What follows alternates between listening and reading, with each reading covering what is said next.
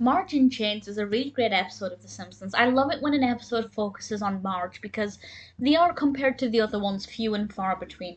And it's always great to dig a little bit deeper into Marge as a person and also to highlight various things that she does, various positive things that she does.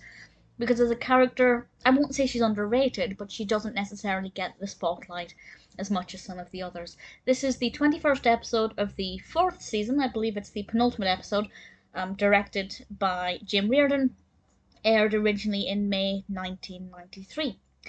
And this flu is accidentally, I say accidentally, this flu was released from a shipment from Osaka, and every member of the Simpson household except Marge comes down with this flu.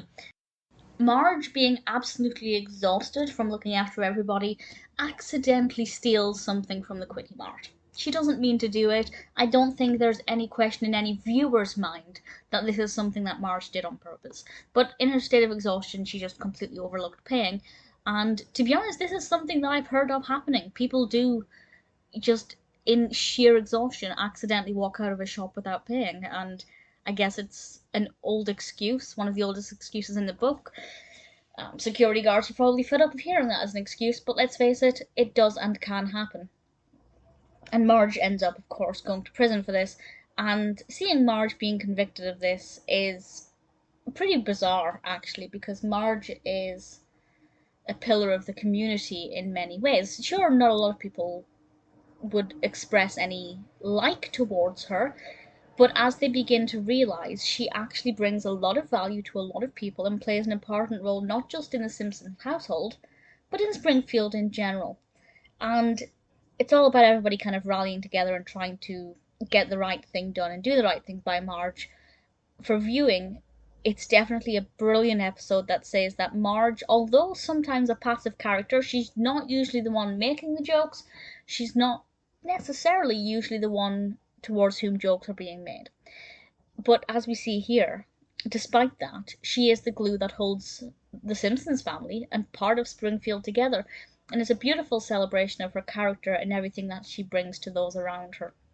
And I think it's probably something a lot of people can relate to. I was going to say a lot of mothers can relate to, but I don't want to stereotype. But let's face it, generally, traditionally speaking, women do often get overlooked.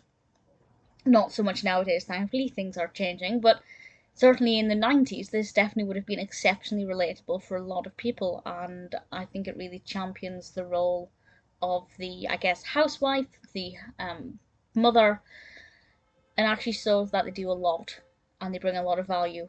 And people may not see that to begin with, but when you dig a little bit deeper, you actually realize, and you need to maybe cut somebody a bit of slack if they accidentally walk out of the Quickie Mart without paying for something by honest mistake. It's a really great episode. I really like it. It's really heartfelt. It's really moving, and there's a really interesting bit of information.